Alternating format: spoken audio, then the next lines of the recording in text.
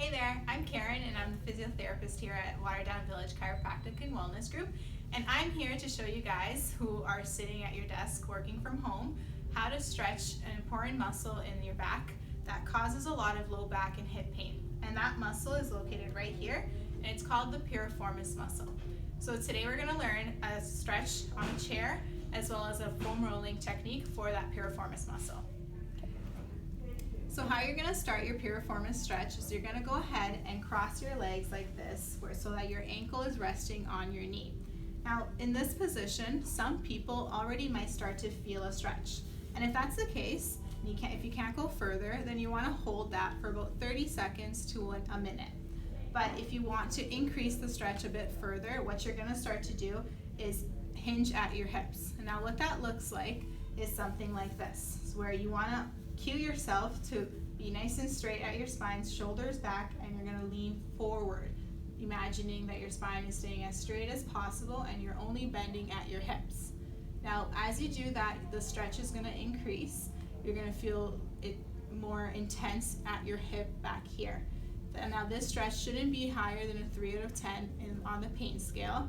If it is, you want to kind of go back a little bit to make it more comfortable. One of the things people do commonly wrong on this stretch is that they start from here and they then curl their spine and try to do one of these. So that's not the goal. You really just want to lean forward with it. And then obviously you would want to stretch the other side. Same thing goes for that piriformis stretch. So that's how you do a seated piriformis stretch. So next we're going to use the foam roller to show you how to foam roll your piriformis. So for people who are unfamiliar with the foam roller, this right here is used to roll over really tight muscle knots. It can be found on places such as Amazon, Winners, Walmart, or Sports Check. It's a very helpful tool to help with releasing muscle tension. So we're going to go ahead, and in this position here, I have my foam roller right underneath my hips, and what I'm going to do is, as similar to the seated stretch, I'm going to try to grab my ankle and put it over my knee just like this. And in this position, some people might already feel the muscle tension there, and even sitting on it, you can just gently roll over it to try to release the muscle.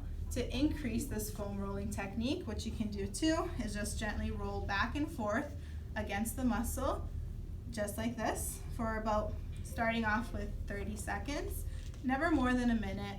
And as some people soon discover that even 10 seconds on this can feel like forever, so try to limit it to something that's tolerable for you. Then once that's done, you're going to go ahead and see how your back and hip feels.